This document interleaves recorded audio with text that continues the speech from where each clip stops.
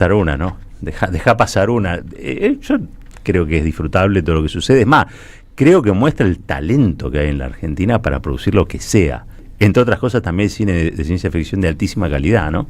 Pero también es cierto que esto lo tendría que hacer para mí, ¿no? El Inca, con su fomento, con una idea, un país que tiene una idea de transformar esto en una industria que no sea solamente, o que no tenga solamente una perspectiva como la que puede tener una empresa como Netflix. Ojo, si ustedes me dicen, sí, pero esto genera trabajo, y sí, genera trabajo. La gente necesita trabajo, sí, sobre todo los actores y las actrices. En otro momento quizás tuvieron más trabajo. Ahora está complicada la situación. Una vez más, talento argentino brillante, pero bueno, cuéntenme ustedes qué les pareció, si la disfrutaron, si no, al 11 32 000 530 lo pueden hacer. ¿Te parece, Vale, que repasemos algunos audios? Me parece que tenemos perfecto. por ahí. El primero de todos es Jorge García Cuerva, en el arzobispo de Buenos Aires, que estuvo entrevistado por Gelatina, creo, ¿no? Sí. Por Pedro Rosenblatt. Vamos a ver lo que decía, dale. Y una de las preguntas que más me han hecho en este tiempo ha sido ¿por qué no vino a la Argentina? Su último viaje fue a la Argentina. Y creo que ahora está entre nosotros. Y depende de nosotros que no lo dejemos irse. De lo que cada uno viva. Y todos. Cuando digo... a mí me impresiona encontrarme en este tiempo con gente que dice que no tiene fe, gente agnóstica, que bueno, o que tiene otras ideas, pero que encontró en Francisco un referente. Y esto me parece que es muy fuerte. Por eso digo, creo que está entre nosotros. Viajó a la Argentina, viajó al cielo, pero me parece que se sacó un pasaje también a la Argentina. Y en ese sentido, creo que la idea es que no se vaya nunca, ¿no? Está bien, ¿no? Vos lo conocés al curita Lo conocí porque en pandemia él estaba a cargo en Río Gallegos, de la diócesis, ¿se dice? Sí. Perdón, Sí, la diócesis. Y en no sé pandemia... si es una diócesis, pero... Y él es historiador, su tesis, de hecho, doctoral, es sobre la fiebre amarilla. Sí. Entonces tenía como mucha experiencia en lo que generan las pandemias, cuando la gente está aislada, lo que se empieza a generar socialmente. Sí, sí. Y hicimos algo muy interesante con él, a propuesta de él, confieso, con los medios públicos santacruceños. Él pidió que garantizáramos la misa de los domingos como un mensaje de unidad. Así que íbamos con todos los cuidados, filmábamos, la misa se transmitía. Y fue lo más visto y lo más escuchado durante toda la pandemia, siempre con un mensaje que acercaba mucho trabajo con los comedores comunitarios. La verdad que en la pandemia haberlo tenido como esos aliados que te hacen de vínculo con la comunidad fue un gran aprendizaje. Mirá, bueno, García Cuerva, allí creo que un acierto esto que dice el último viaje de Francisco fuera a Argentina. Se tuvo que desmaterializar para eso, ¿no? Pero efectivamente, creo que incluso mañana con estas jornadas solidarias, la figura de Francisco pasa a la acción, ¿no? La prédica de Francisco pasa a la acción. ¿Qué más tenemos? Audio 3, Javier Gerardo Milei, porque para compensar un poco, ¿no? Lo tenemos a Milei que dice que él también hablaba con el Papa. No sé, lo dice Milei, a ver qué dice. Él me llamó por teléfono en medio de una nota que estaba haciendo con unos colegas tuyos y fue muy, muy afectuoso, y después lo visité en Roma. Yo le pedí perdón por mis exabruptos, tuvimos una charla maravillosa, me pidió que cuidara de los más vulnerables y yo me comprometí a documentarlo de manera directa o, digamos, vía la ministra Petovelo. Y eso generó un vínculo muy, muy interesante. Después lo volví a ver en la reunión del G7 y después tuvimos algunas llamadas telefónicas y donde básicamente él me decía, cuídame de los pobres. Y yo creo que el trabajo le cumplí, porque si sacamos a 10 millones de personas de la pobreza... es un pecado mentir, Milei, qué sé yo, es todo lo que puedo decir en relación a esto. No sabía cómo era, Sandro, ¿no? Parece hablar. ¿Qué se puede agregar, ¿no? al personaje en cuestión? Es verdad, si él le pidió perdón, calculo que sí, debe haber pedido perdón. El Papa perdonaba a quien quería. Yo esto lo quiero decir. Vieron que los curas están obligados un poco a perdonar todo aquello. El Papa eso a veces lo tenía con algunos y con otros no. A otros no los perdonaba, siempre los miraba con cara de tujo y todas esas cosas. Creo que con Milei fue muy gráfico el día que habló de los jubilados, el día que habló del gas pimienta. Creo que también todas las veces que expuso defendió desde la lógica de la doctrina social de la Iglesia un sistema que no era precisamente el que impulsaba a Javier Gerardo Milei. Pero bueno, su muerte ha producido ahora que haya una legión de exégetas que lo explican, que hablan con él. Total, Francisco no puede responder, así que bueno, en cualquier momento eran mejores amigos, Javier Milei y el Papa Francisco. Bueno, fueron repudiados en Villa Lugano el candidato Manuel Adorni y Javier Milei. Esto es lo que tengo la información. Tenemos un audio que refleja ese momento. Venía un acto de la Libertad Avanza, eran poquitos pero barulleros y la gente reaccionó. A ver.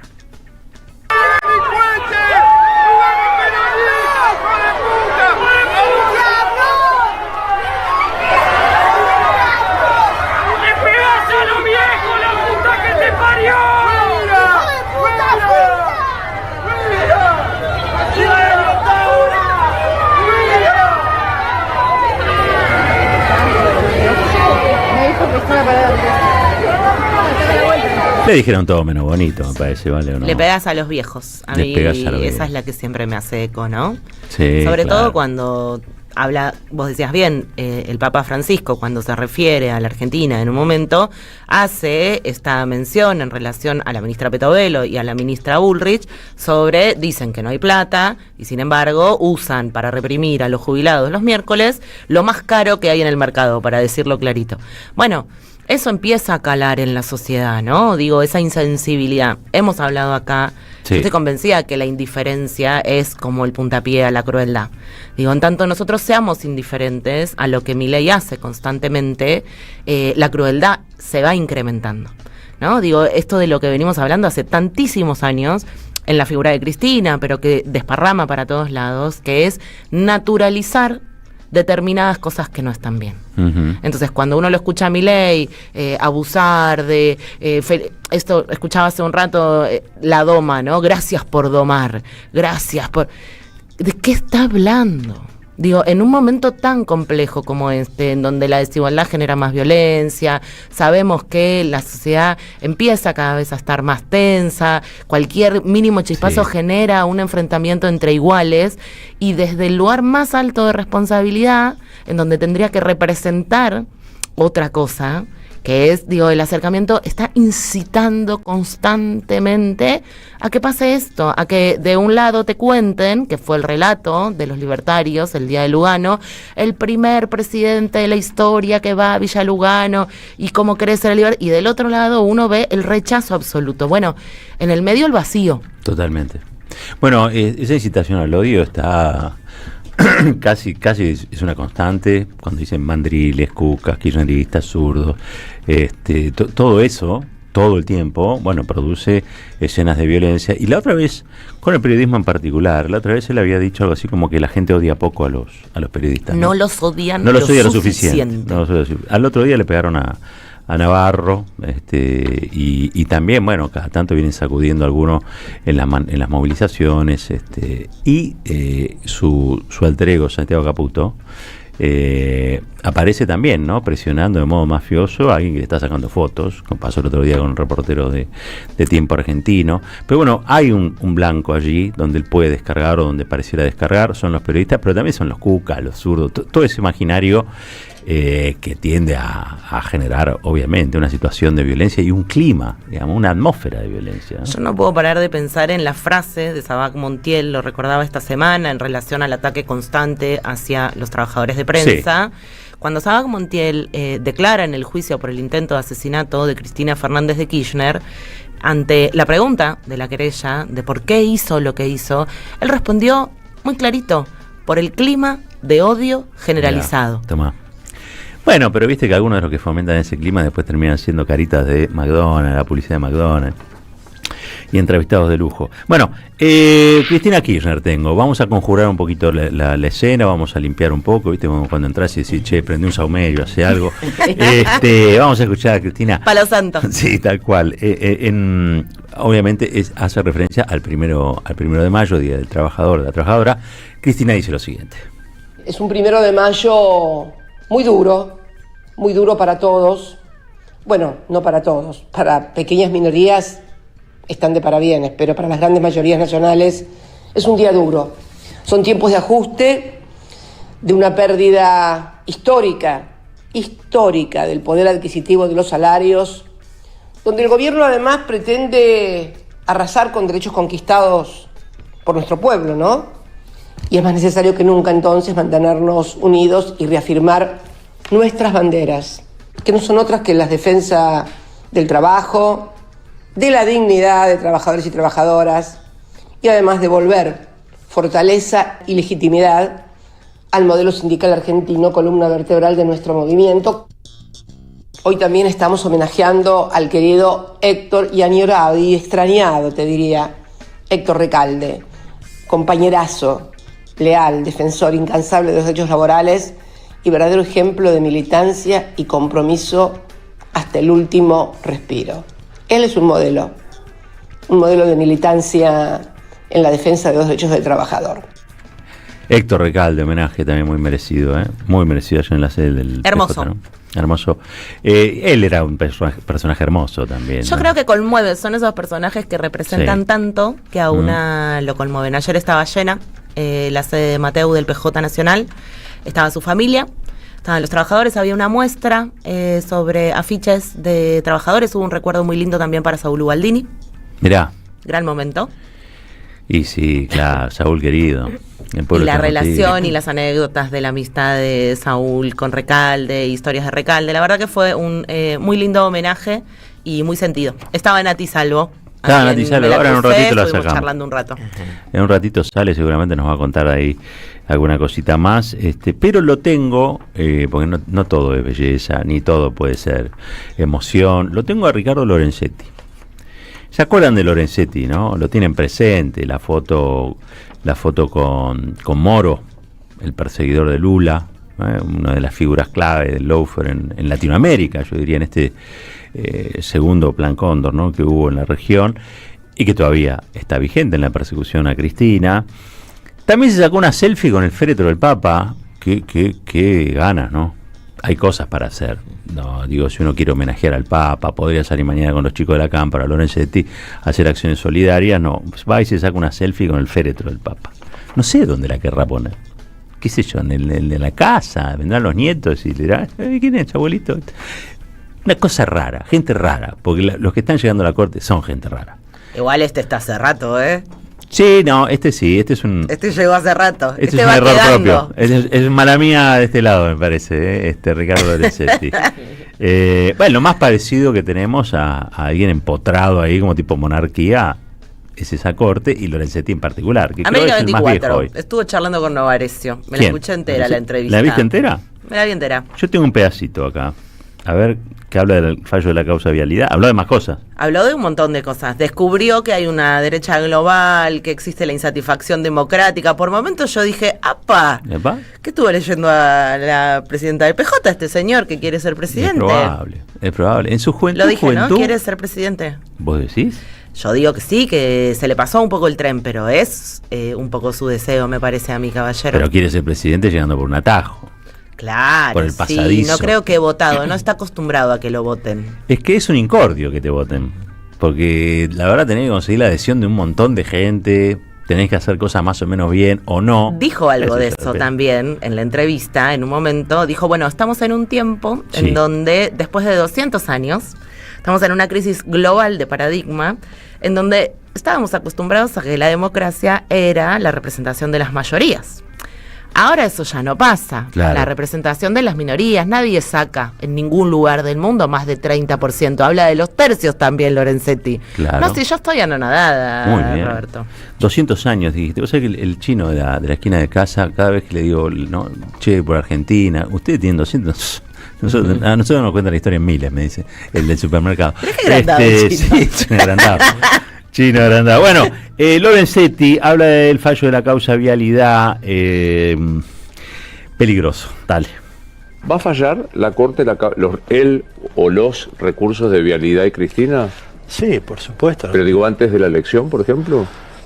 Deberíamos, porque no hay ninguna razón para demorarlo más. Bueno, ¿qué quiere decir con esto, no? A ver, vamos a aclarar un poco. Él lo que tiene que decir es si aceptan o no el recurso de queja, ¿no?, que se presenta. Si lo rechazan, queda firme la condena de casación, digamos, el fallo de casación. Si lo acepta, porque hay dos pedidos, ¿no? Uno del fiscal y otro, obviamente, de la defensa. Si lo acepta, bueno, entra en el paréntesis de la Corte, ¿no? A resolver cuando la Corte quiera. Hablaste del fiscal, el fiscal Luciani. El fiscal Luciani. Que esta semana también salió en los medios de comunicación diciendo que fue perseguido, denunciado. ¿Luciani? Sí, en una victimización, diciendo que lo amenazaron mientras que era el juicio en contra de Cristina Fernández de Kirchner. Yo lo único que recuerdo es que lo trataron muy bien. No recuerdo en ningún momento hostilidad. Era un héroe, lo comparaban con Estracera a Luciani. Qué bueno que lo digas vos, porque si no parece que uno, pero realmente verlo en esa pose de victimización, diciendo yo enfrenté al poder y me sentí muy perseguido, amenazado. Yo dije, yo vi otra película. Yo lo vi en cadena nacional, sí, halagándolo todo el periodismo corporativo y en la tapa de los diarios como si fuera un héroe. Bueno, lo mismo a Moro, ¿no?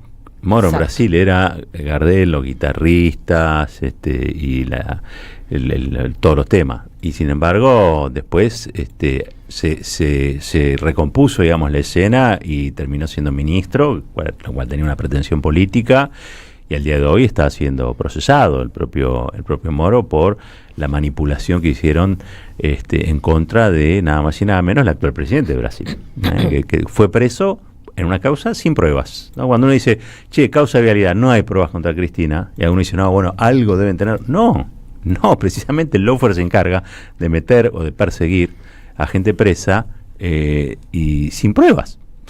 Y ahí lo tenés a Lula. Si hubiera tenido pruebas para tener a Lula retenido, no sería presidente, estaría todavía condenado y preso.